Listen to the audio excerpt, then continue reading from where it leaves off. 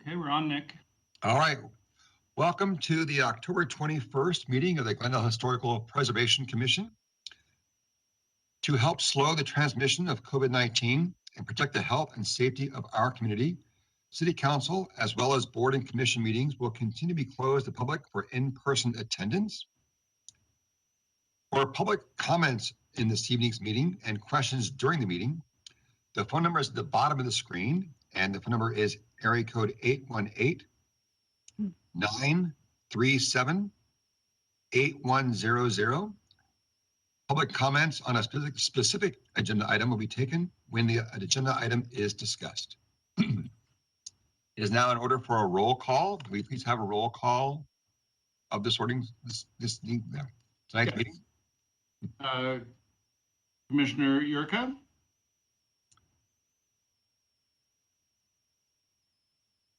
Commissioner Yurka, are you on mute? Can you hear me now? Yes. Yeah, I just moved to see if I could get better internet. Apologies for that. Right, and we turned your camera off so the bandwidth is a little better. So, it looks like you're back. So, okay. We'll see. So Turn it off if is you here. need to. Commissioner Vartanian. Here. And Chair Pro Tem Doom. Here. And Commissioner Morgan is absent, and Commissioner Craignotti is absent. So we have 3 present tonight. Second item is to report that the agenda was posted on the bulletin board outside of City Hall on October 18th. It's now in order for our approval of the minutes. I hope you all had a chance to read the minutes, and I'll entertain a motion, unless there's any changes made to the minutes, to approve the minutes. I actually have one change. Oh, okay.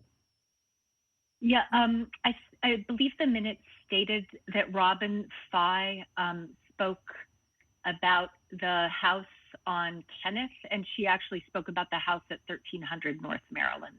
You are completely correct. It would have been strange for her to talk about the house. So we will make that change, and you can vote on the minutes as amended, and we'll make sure the record shows the change. I'll move. Second. It's moved and seconded to approve the minutes as amended. Please have a roll call for that. Commissioner Yurka? Yes. Commissioner Vartanian? Yes. And Chair Doom? Yes. Thank you. Let me just get my notes to make sure.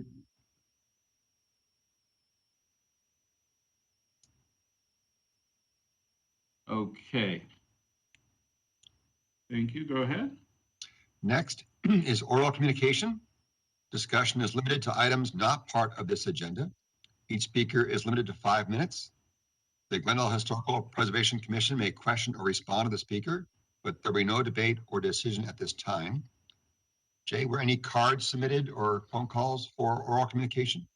Well, strangely, I do show a call. Nope, it just went away. It was very strange on our system. We have no calls right now, so. Okay, so at this moment, I guess we can close oral communication and move on to board commission member comments. Commissioner Vartanian, do you have any comments? I have no comments today, thank you. All right, Commissioner Yurka, do you have any comments? I do. I actually have 2, and they'll be brief. First, I wanted to point out that on Wednesday, October 27th, the Glendale Historical Society will be receiving a preservation award from the Los Angeles Conservancy for in honor of 40 years of effective advocacy and public outreach and engagement. So I think that's a very big deal, and I thought it would be good to take note of that. Also, I did want to thank Jay Platt for organizing a terrific training that is designed for historic preservation commissioners. Is the acronym CAMP, Jay? I couldn't. Well, the group is called the National Alliance of Preservation Commissions, NAPC, and then the program is called CAMP, which I think is Commissioner Assistance and Mentoring Program, something like that. So. And I just thought it was absolutely terrific. And Commissioner Zoom.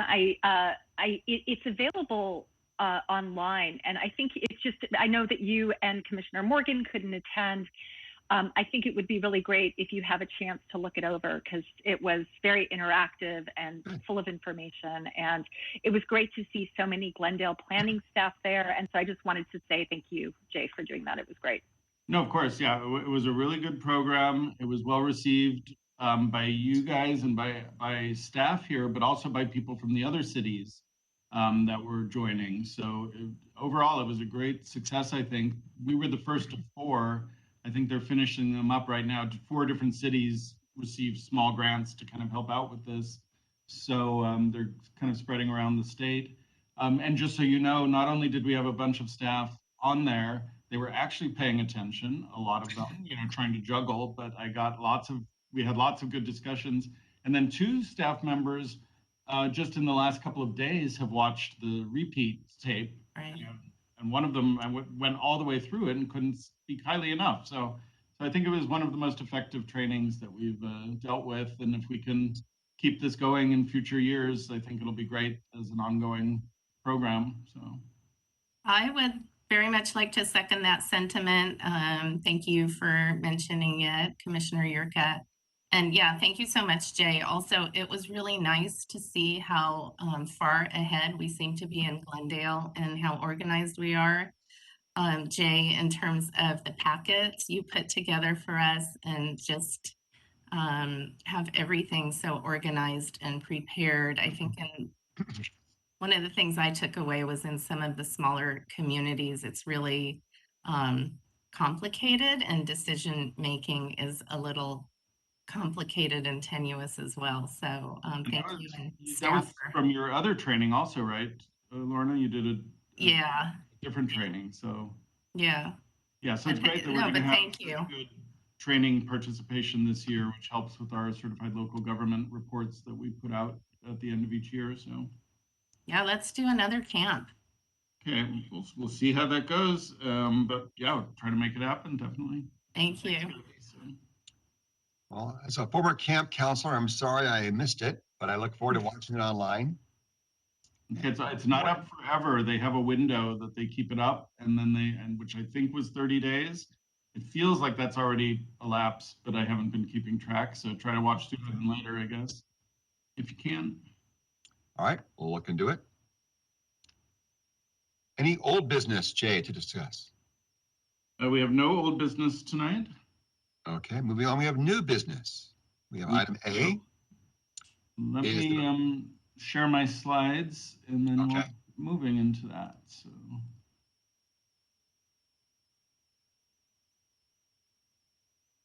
Okay, is that up for everyone to see? Yes. Yes. Okay, oops, but I'm on the wrong slide. I want to start at the beginning. So, and is it do you see it as a full screen? No. You see the little, okay, I'll just have to go here, and now it should be full screen. Yes. Okay, well, we'll jump back and forth. It's kind of a little it's a little funny to do this when we're remote like this. So the first item is item 7A. Although, I'm looking at something, 7A. This is a request from the proponents of the South Cumberland Heights Historic District to get a little bit of an extension on the time period for the signature gathering phase of their petition. And this is built into the Historic District Ordinance, which gives proponents 6 months to gather signatures of over 50% of the resident or the property owners in the area that's proposed for designation. And in the past, we have suggested to people, the proponents of districts, to try to shoot for, beyond the 50% minimum that's required by code. And in this case, the proponents have come in and submitted the signatures of 55%, but they think they still have some people out in the neighborhood who are ready and willing to sign, but they just haven't connected yet.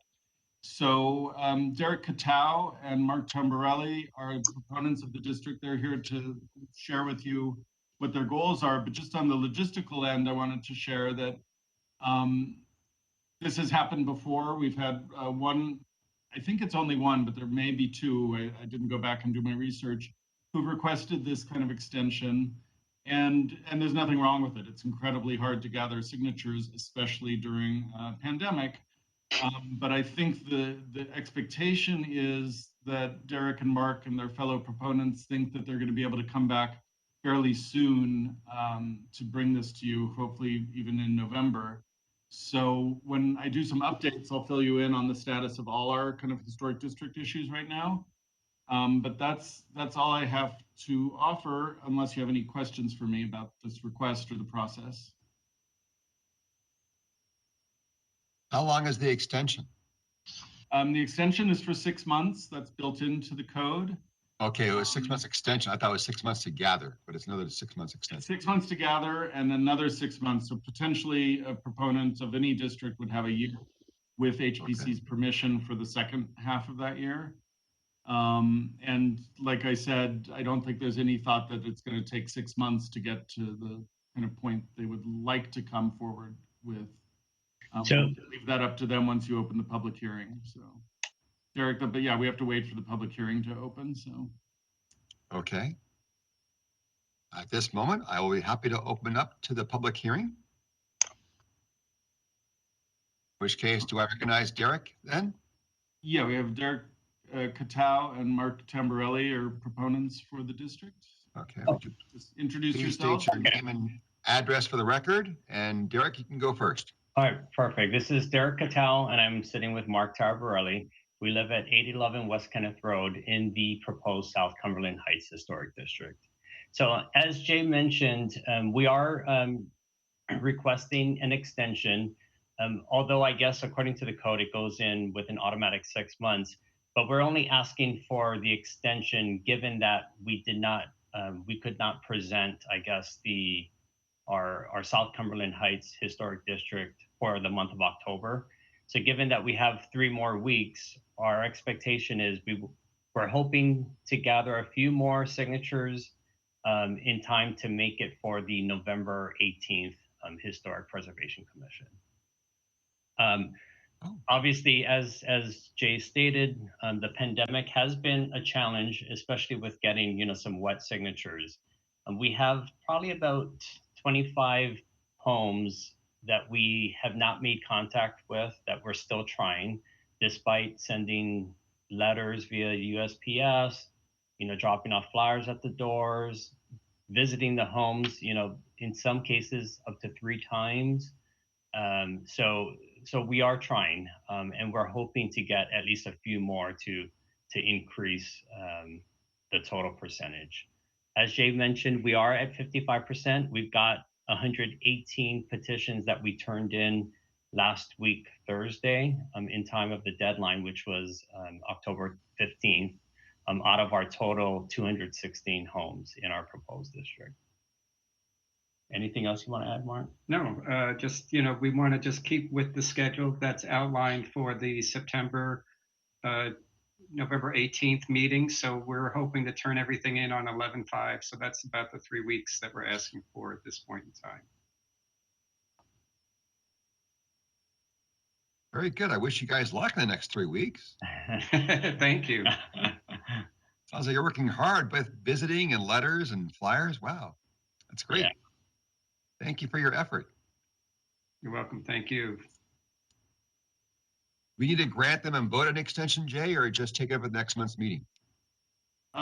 We only have the option of a 6-month extension, so you can grant. You'll be voting to give that full extension, but if they come back early, which obviously they plan to, no big deal. So. Okay. And there are no callers, so if you could close the public hearing if you'd like. All right. At this moment, I will close the public hearing. Are there any comments from fellow commissioners?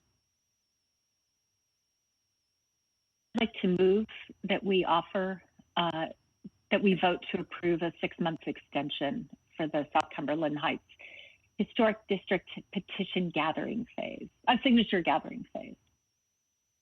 Yeah, I am happy to second that. And I would also just like to say, I appreciate all of the work that your team is doing, Derek and Mark, and fully appreciate how it's hard enough to gather signatures during normal times, but during the pandemic and yeah, trying to knock on doors, I fully support your extension and wish you guys luck.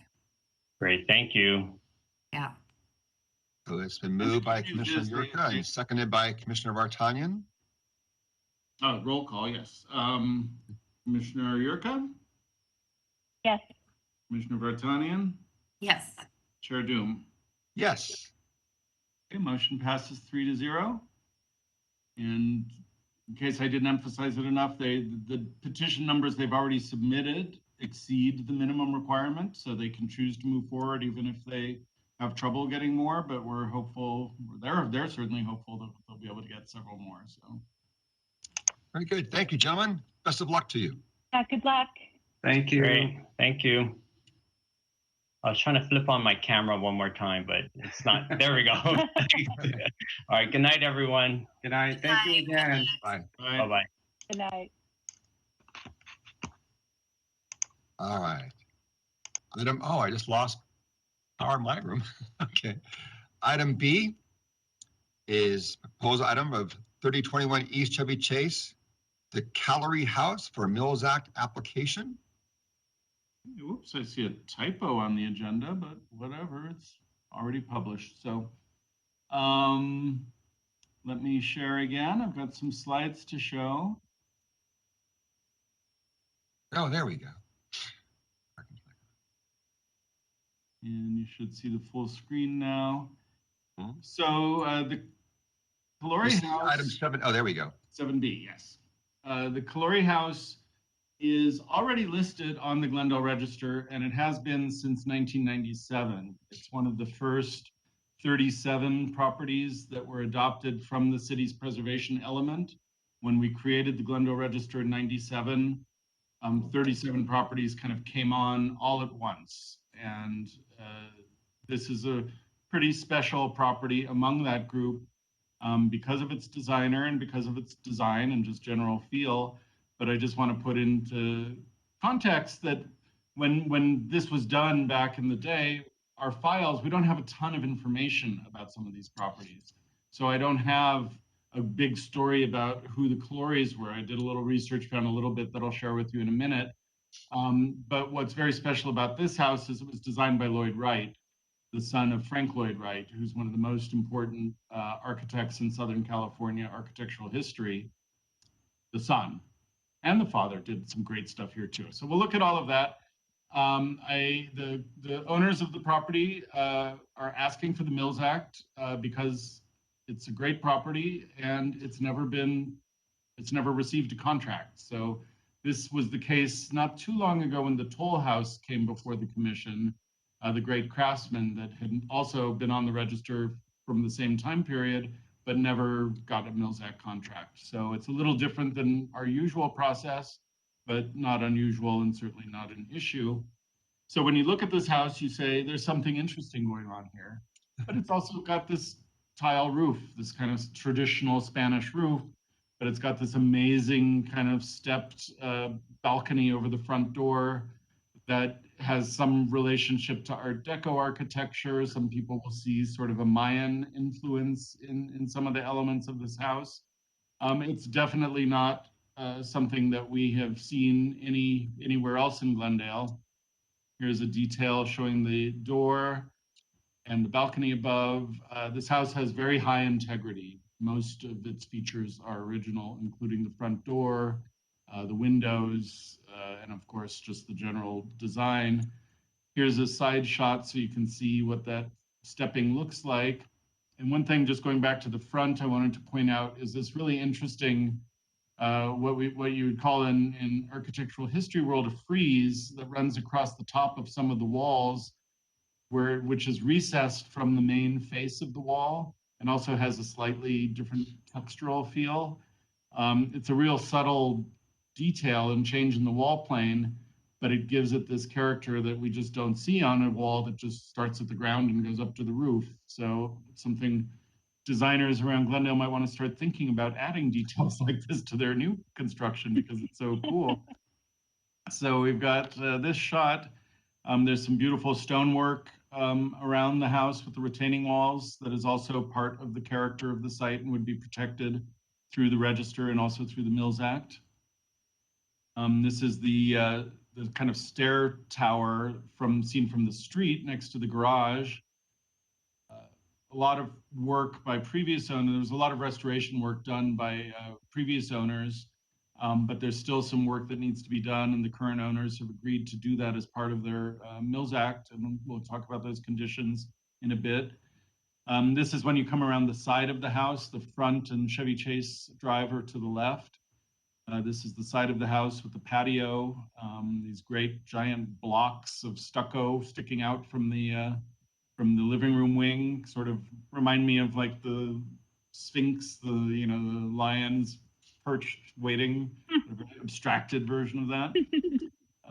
We see that stepping again that you saw, and these heavy wood lintels that are above most of the window openings.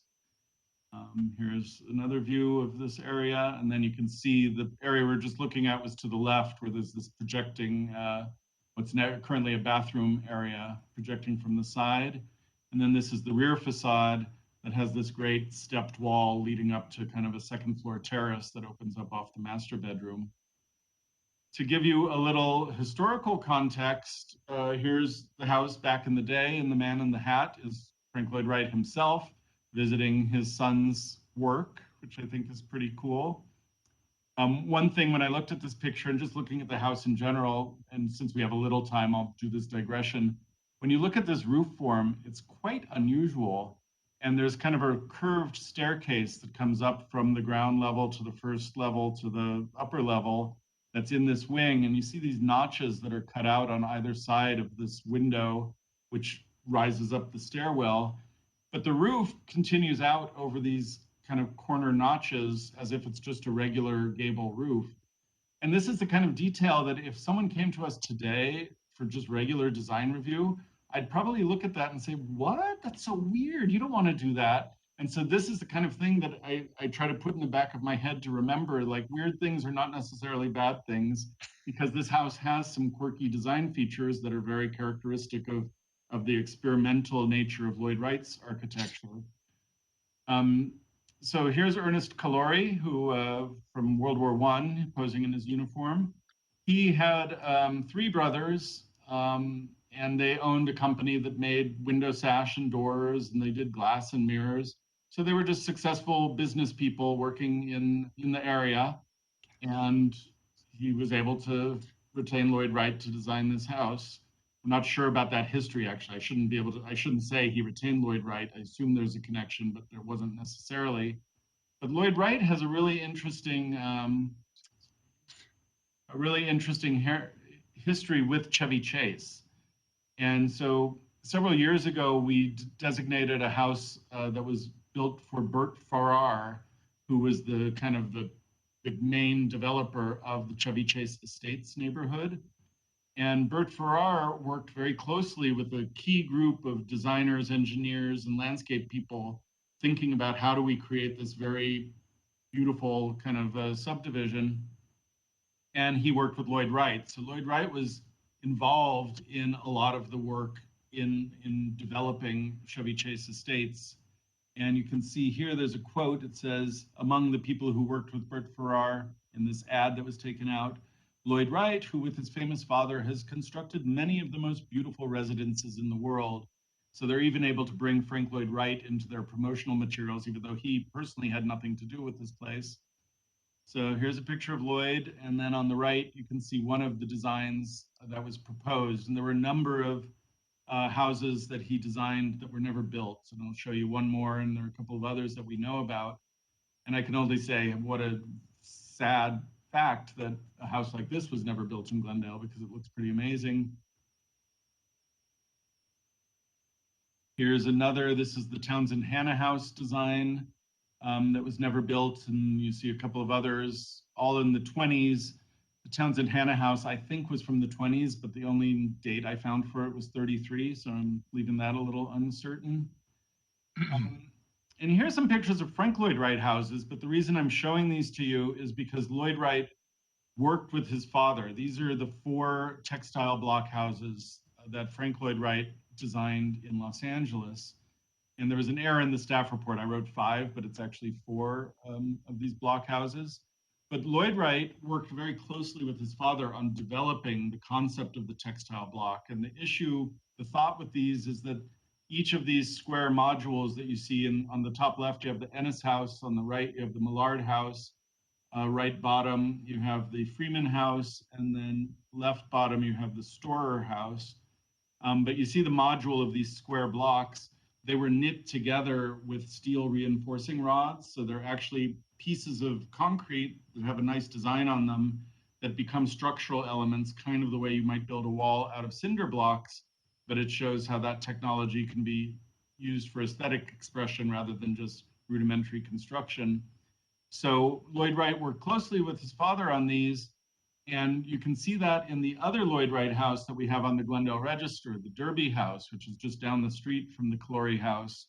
And it's not a fully constructed textile block house, but it uses the textile block concept and was just built a few years later.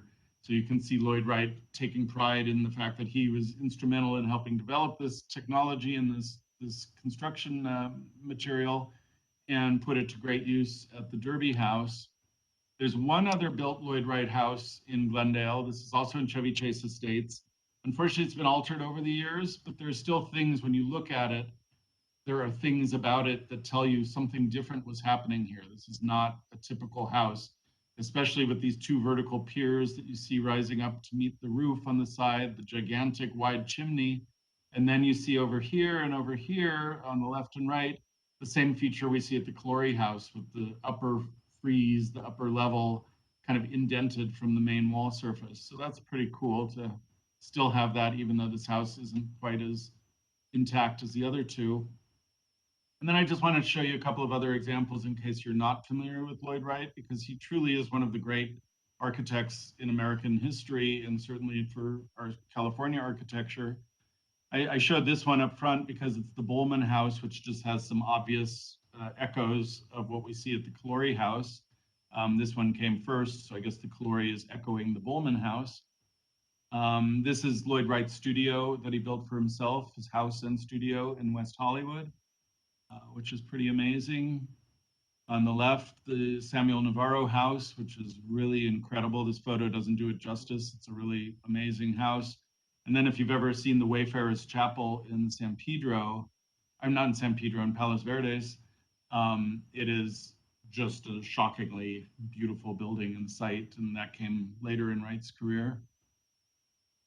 So in terms of the proposal for the Mills Act, we're recommending a few conditions. There's just a little bit of deterioration at the house that we think should be taken care of as part of a contract if you choose to recommend approving a contract.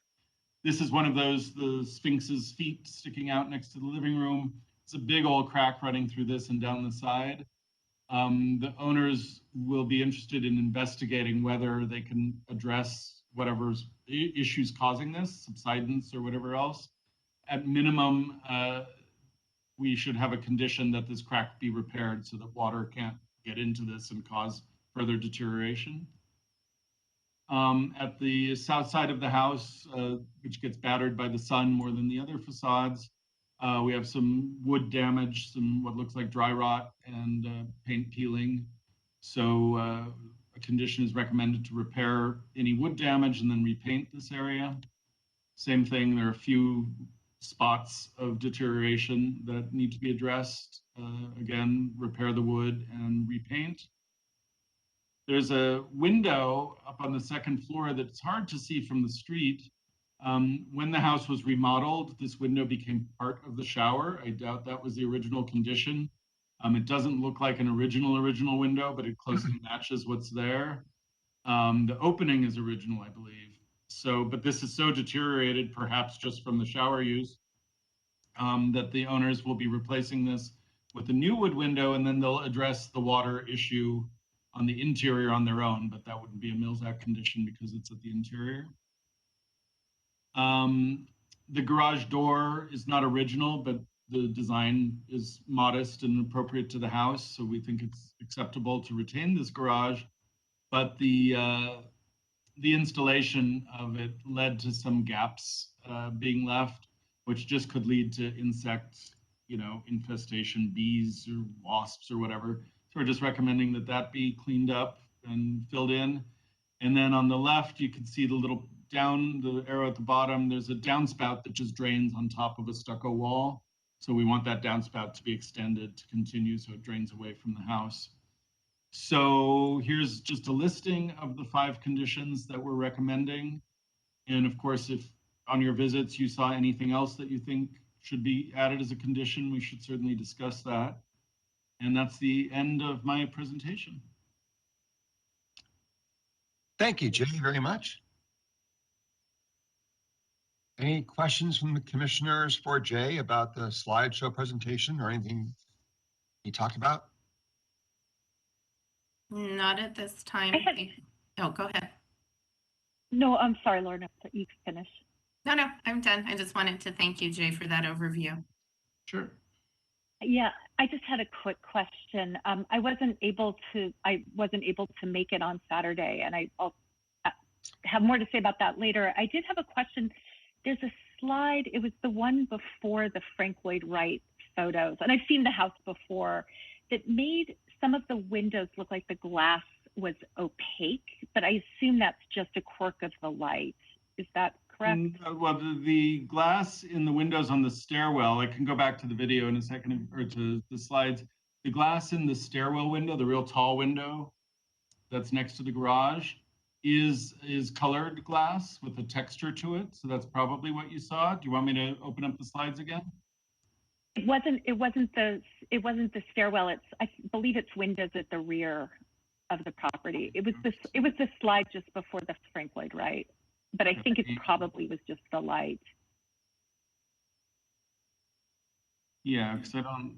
Yeah, those are all glazed. Can you see what's up now? Yeah. Yeah. Yeah. There's clear glass just, in all of just those. The light. It's just the lighting. Okay, I just wanted to check. Okay. Okay. Any other questions? So at this moment, I open up for public hearing and invite our guest speakers. Hello, thanks for having us. You guys could just introduce yourself and go from there. This is Gabby Zachetto. I'm Blake Mills. We're the owners and residents at the Colorey House. And just a couple of things that we wanted to share about our experience living here for the last year. That in doing some research about the Coloreys, we came across one article that mentioned that the Colorey brothers were the company that were used on a lot of Lloyd Wright's projects, and that might have been part of the influence he had in commissioning Lloyd Wright to build this house. It also leads us to presume that a lot of the single pane glass and that still remains in the house with that really beautiful kind of wavy character might be original Colorey glass as well, including the stained glass in the stairwell that Jay just mentioned. There are a lot of aspects about the house that have been really well maintained, and it's part of our Mills Act aside. It's kind of part of our part of what we enjoy about being here is learning how to preserve that in a way that is in the spirit of the aesthetic of the house, the intentions of the architect, and the art behind this property, and at the same time just enjoy the space as we believe it was intended to be enjoyed and moved through, including making music in this house. Which one thing that wasn't in the presentation was that that corbelling, the stepped corbelling, was also a feature in the Hollywood Bowl band shells that Lloyd Wright was designing concurrently at the same time as building this house. And his first band shell design which was voted to be too avant-garde and needed to be torn down, was very similar to the second. It was the second band shell, but his first design. Yeah. And it's very similar to the front facade of our house. And it was talked about as being the most acoustically pleasant and effective band shell design. And it was more trapezoidal and sort of Mesoamerican. So now, anyhow, it's a loose tie into part of the way in which we live in the house has a lot to do with music and performing and enjoying the acoustics of the house as well, and the vaulted ceilings and the height there. And it's just been incredible. Neither one of us ever thought we'd be in a home like this, but both of us being Angelenos and seeing parts of our city change quite dramatically in our lifetimes. I think the specialness and the responsibility of being custodians is not something that's lost on us. And I just wanted to add, aside from the second band shell of the Hollywood Bowl, another concurrent 1926 project is the Sodan House in Los Feliz, which also features a sort of stepped cave-like portal. So that's another connection that sort of sets this house in the work that Lloyd Wright was doing at this time in LA. Yeah, sorry, I totally intended to put a picture of Sodan in here and forgot. So sorry. It was a great presentation. I didn't know this was going to be so enjoyable to yeah, we partake we were kind of blown away that you got a picture of Ernest Colorey, because of all the Googling that we've done in the wee hours of the night, we've never come across that photo. Gotta go to Ancestry soon. I don't want to plug them, but good tool. Okay.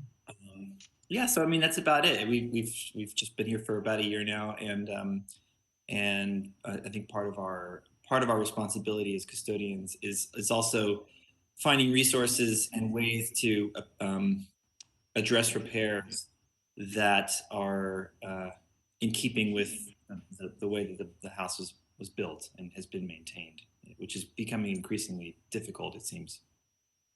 Well, you answered one of my questions, is how long have you lived there?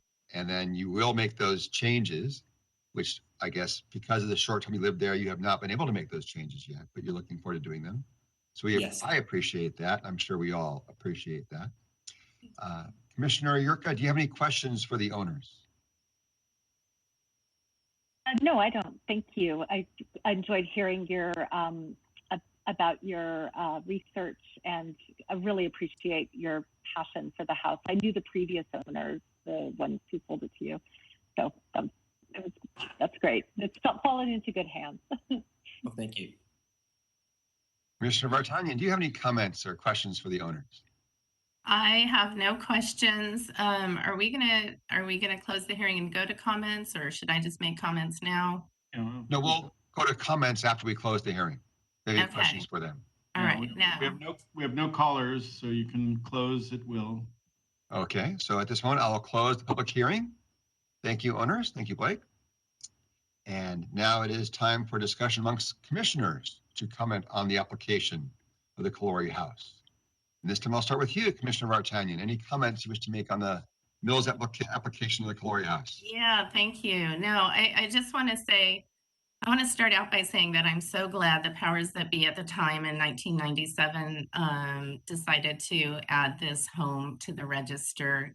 We really are so fortunate to have this home in Glendale, along with the Derby House. Gabby, I know you guys went offline, but I want to thank you so much for the tour over the weekend. I'm probably one of the few people that hadn't been through the house when it's been open. The Glendale Historical Society had it on an important tour a few years ago. And it really is special. It was so nice to be on the property. You are obviously going to be wonderful custodians. I so appreciate your enthusiasm. And of course, I fully support a Mills Act contract. Thank you for your willingness to keep up the home and nice to hear the story and the connections with music, and that's something that's happening there too. Yeah, that's it. Okay. Thank you. Commissioner Yurka, do you have any comments? Yes, I'm also very glad to see this house be offered a Mills Act contract. As you know, older houses can be expensive to maintain, and the property tax reduction is very helpful in that regard. I agree with all of the conditions that were brought up by staff. Those seem to me to be important to maintaining the condition of the house, which overall I think is in very good condition. I know that Craig and Jana were all over it. I did have one question, and this is for Jay. I know that several years ago, the previous owner before Craig and Jana had gotten approval for like a guest house or a studio, I guess it was. Yeah. And it was a rather awful stucco box, as I recall. And I wanted to make sure that's not a part of any of this, like that approval. The owner, that was 2 owners ago. This is. No, that's a dead project. Okay. We won't do something like that at staff level again on this property, especially with the Mills Act. And if there was ever a proposal by these owners or another, you'd have a chance to look at it. And I'm talking to them about it, they're familiar with it, and that's not in the cards. There may be a swimming pool someday in the future, as I understand, but maybe not a guest house or anything. So now Okay, I just wanted through the Mills Act. The Mills Act, and we haven't got verification. We cannot deny an accessory dwelling unit on pretty much any residential property in Glendale. The Mills Act, I believe, will give us the power to at least do design review if there was ever a proposal for an ADU. And that, we have to verify, but our attorneys think that's probably likely. It's the case for solar installations, and we've brought solar to the board before. So I think that just gives another layer of protection that something like that won't happen because we have a Mills Act contract now. Okay, that's good. And I should say, for the sake of the owners, that my concern wasn't about any kind of change to the property, but the design was just really not, I thought, appropriate to the house. So I just wanted to make sure that was not sort of not, as Jay said, that was a no longer viable project. So yeah, that all sounds good to me then. All right, thank you. Okay, so I would just echo my fellow commissioners and thank you both for the excellent condition of your house and for the application at this time. And I'm going to ask if there's, okay, Jay, for a motion to approve the Mills Act application with the conditions listed. I'm happy to make the motion. Oh, wait, okay, Jay, yes? Just real quick, if you could put the timeline that we always put on these, I can recommend a timeline, or if you guys have thoughts, go for it. So. Okay, so taking advantage of Zoom, which I've done in other meetings without having to reopen it for a public hearing, you can just wave, if that's okay, that I can see, or should we open a public hearing, Jay, and ask them for a time? No, you don't need, well, no, usually, we can look at their faces. If you guys give a date that they're very concerned about, yeah, they can wave and you can choose to reopen. The work is not major work compared to some of the conditions that have been put on. The only thing that could get tricky is trying to solve why that piece is cracking and subsiding. But even that, we've had conditions where you put the simple things on with a year deadline, and anything more complicated, you can go up to 2-3 years. We've gone beyond that, but I don't think anything here warrants a long timeline. Okay, so do you think a year is good, Jay? I think a year is good. I'm not incredibly hopeful that we're gonna solve the subsidence or whatever's going on there, but we can certainly solve it to the point that it's not going to continue to deteriorate. And it may be a maintenance issue over the years, but if they can solve it, fantastic. So, Okay. All right. So how about nod your head, a year is good? Okay. So I'll now, with the condition of a year, to remake I'll entertain a motion with the conditions listed with up to a year to repair up to a year to implement the conditions. Is there a motion to present? Oh, I'm happy to make the motion. So I'll make a formal motion. I move that the HPC recommend to City Council that the city manager be authorized to enter into a Mills Act historical property contract, including the conditions noted above, to be completed within a year between the city and the property owner under the section 15.20.070A of the Glendale Municipal Code. Thank you for that, Jay. and just, yeah, that's helpful, right? Yes, Just to be clear, it'll be December 31st, 2022 will be the deadline. So, is there a second, second. Commissioner Yurka? Oh, I second. Excellent. It is Okay, moved and roll seconded. call. Is that for a roll call? Yes, Jay? Commissioner Vartanian, Yes, enthusiastically. Thank you so much, you guys. Commissioner Yurka, Yes. Chair Doom. Absolutely, yes. Such a predictable evening we're having. So, I wish all our meetings went this willingly. right? Yeah. Indeed. All right. Well, thank you both, Gabby and Blake, and good luck with your new home. Thank you very much. Thanks, Thank you, everybody. too. Have a good Thanks, evening. Jay. Yeah, I'll be in thanks. touch Good about night. the process. Bye-bye. Good night. Bye. Good night. Moving right along on our agenda. Next is community development department updates. Jay, we have an update for a pending historical district. We do. You've gotten a preview of that. Our expectation, the proponents for Casa Verdugo Historic District have submitted petitions that more than meet the minimum requirement. Oh, And so we are scheduling that hearing for November 18th. So we'll be back before you in a month.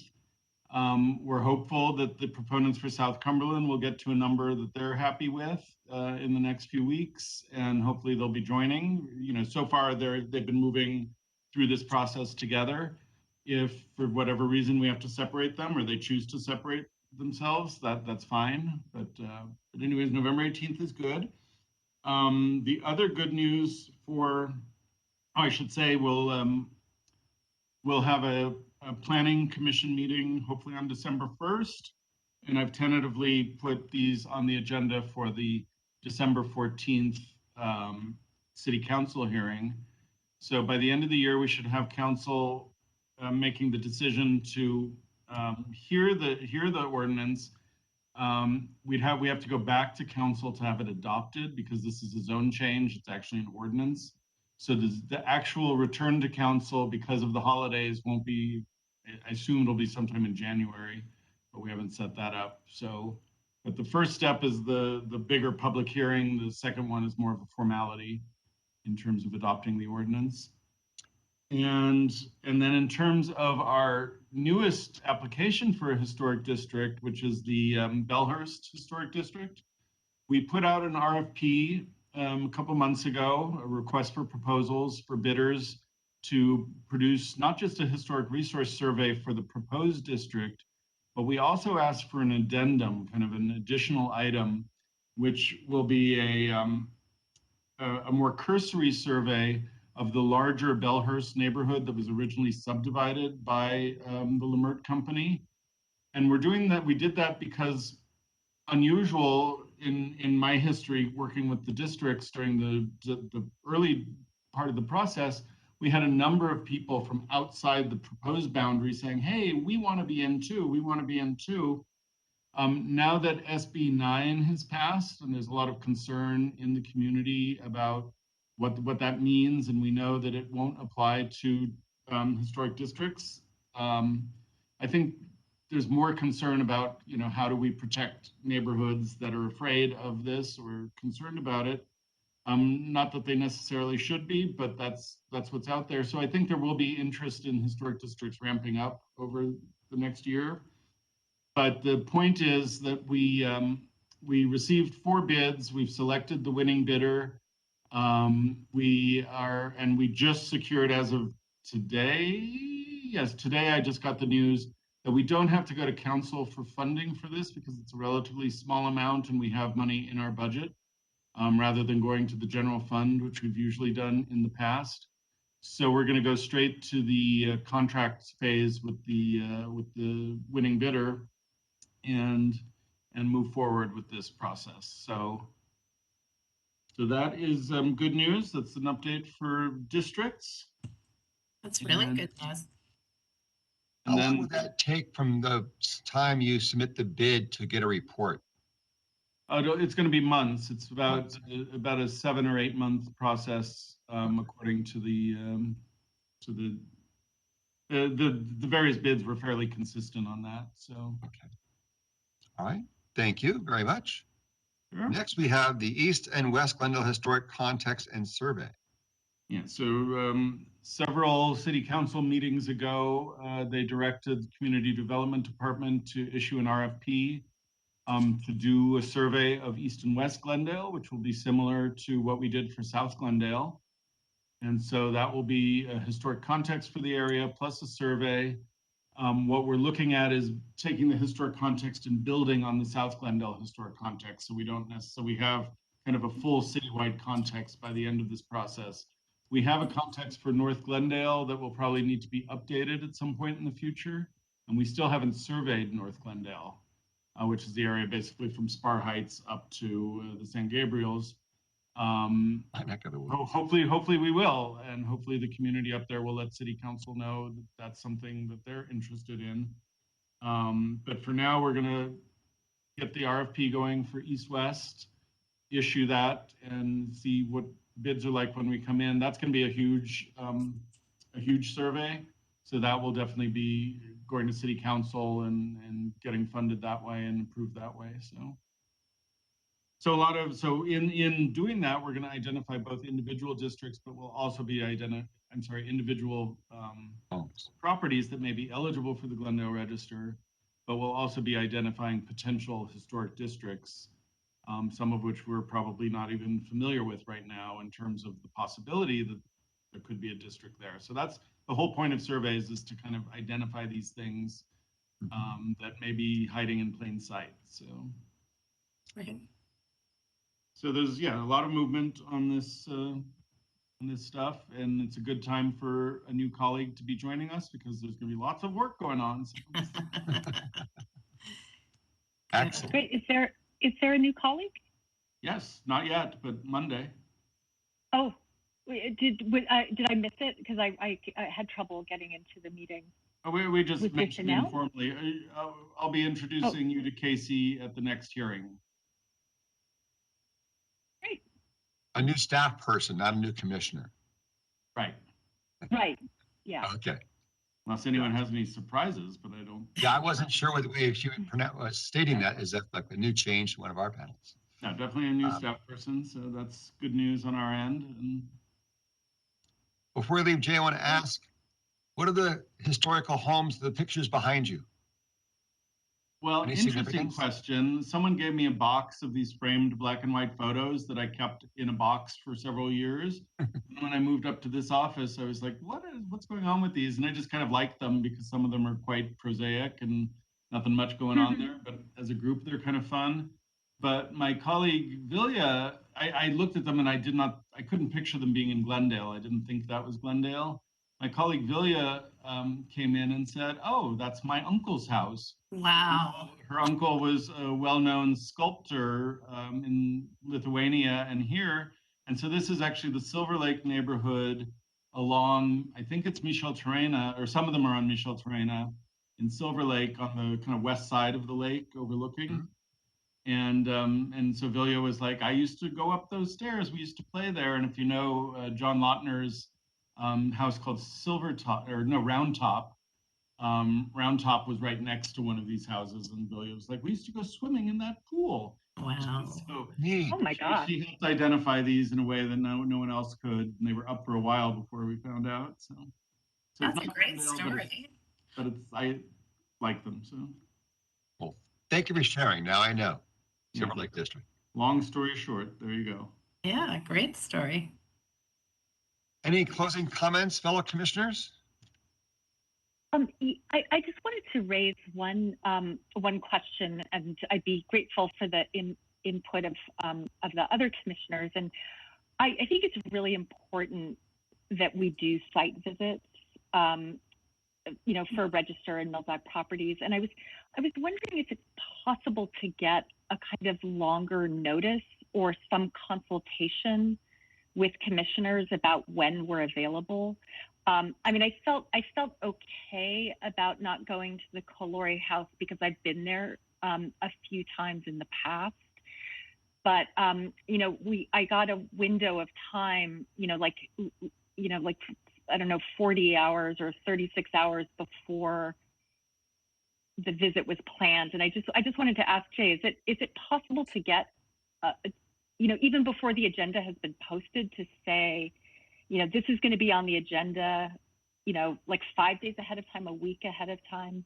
Because I'm not the only one. I know that there were some people who couldn't go last time, and I do think I feel this way after having attended the training too. It just seems like such an important that we see it in person, not just go based on photographs. We all agree it's important to see the sites. It's kind of a case-by-case thing. There are times I'm sure I could have given you notice earlier, and I'm just, there's a lot going on and I'm not thinking about it. But yes, I will do my best to give you as much notice as the owners give us. Sometimes it's a last-minute decision or not last minute, but I don't hear from them as early as we might. You can always know that I ask people to give you a visit on the weekend before the hearing. So if you look at your hearing calendar and anticipate that sometime over that weekend, we're going to try. And then what we've also done more on an informal basis is if you can't make it over the weekend, I'll talk to the owners and see if they can be available sometime during the week before the hearing. And it's usually worked out when people really want to go see it, but I'll do my best to give you as much advance notice as I can, even if it's before, sometimes HPC comes and I'm like, okay, I have to block this time out to do all my HPC stuff, which includes the message to you guys about the site visit. I'll try to be better about that when I can. That sounds great. And I know, and if the owner also is just late in getting back, there's nothing you can do about that except penalize them by waiting a month. And then they'll learn. But no, I think that's fine. Because I couldn't make it, I thought I wanted to bring it up. I also strongly encourage the owners to give us time on Saturday and Sunday. Yeah. But sometimes that doesn't work out. Over the years, I think it's generally worked pretty well. Mm-hmm. But yeah, it could definitely be improved. So. Thank you. That's all I wanted to ask. And don't hesitate to call me if you haven't heard and just say, Jay, do we have a date yet? And I'll let you know whether we do or not. So. Well, I guess I didn't know that this was on the calendar, but maybe that was me. What do you mean? Oh, I didn't know that this house was coming to the commission. No, I didn't mean this house specifically. I mean, if you haven't heard from me, the week before the weekend that you're expecting your visits, like I said, I will try to give you notice as soon as I have a date set and a time set. But if you haven't heard and perhaps I've gotten shuffled around and it's not at the front, just feel free to check in. That's what I was saying. Oh, sure. Yeah. I just didn't know that we would have a Milldock or a Glendale Register, but point taken. Well, most of our hearings are Glendale Register hearings over the years. I expect next time I think we're going to have a design review item. We'll have historic districts. We'll have probably a longer hearing in November. So prepare yourselves. Whippy. Yeah, now, Kathy, and I understand your point too, because it would be nice if the owners could give us at least, 2 days on the weekend. Jay, I know there was a time when you used to ask us when we'd be able to show up and try to schedule it, but I'm sure that's gotten way too hectic to try to figure out. I don't remember ever doing that. That's like herding cats. I don't think I would have done that. Are you sure I did that? But you were herding cats. I don't. I have always relied on the owners as far as I remember, because to them it's we're asking them to open their house to you, and I always emphasize, please give us a time when you know you're going to be home, because they don't know that any of you are going to show up. In fact, it was funny on this round. I was listening to my messages and I had a message from Gabby, and she's like, Jay, it's such and such o'clock and we haven't seen anyone. Oh, there's someone at the door. Let me go. So one of you showed up. No, I mean, I felt badly. I showed up, a little later in the afternoon within the time frame, but I asked, have any other commissioners come by? And she said, no, you're the first person you're the only person I've had today. I think Chris so knew he maybe couldn't you weren't come, and Mike's had stuff come up, so it's. Well, again, I mean, to Kathy's point, I guess, and to your point too, we might expect that we're going to have Mills Acts on the agenda, but we don't always know, and trying to block out our whole weekend just to try to accommodate, it just gets a little sticky all around. I try to get 3 or 4 hours here, 3 or 4 hours there. And always I tell owners, if I hear from a commissioner who can't make it, that they might want to try to arrange something else, just prepare them for that. And I think that's the best. Times, but not too many. So yeah, no, I agree. I've done that before, and I think that's probably our easiest solution. So because it's hard. Yeah, well, and on my end, I will give you notice as soon as I can. So it's not always something I think about. I get an email saying what time, and I'm like, okay, got to jot it down and move on. So yeah, I'll try. And COVID just makes everything more complicated too. Yes, it does. Well, hopefully our new staff member will alleviate some of Jay's troubles and pass them on. Everything's going to change. Okay, hopefully for the better. Hopefully for the better. All right. Well, this has been a great meeting to chair. I hope I have done Commissioner Craignati proud. And I'm pleased to preside over one of the shortest meetings I've ever had to attend, and one of the most fun meetings where everyone agreed. Great. Very nice. So at this moment, I guess at 6:05, we'll call for an adjournment. And my last parting comment is go Dodgers. All right. All right. Thank you very much, Adios. Commissioner Martaglia, All Commissioner right. Yurka, and Jay. Okay, bye guys. Thank you.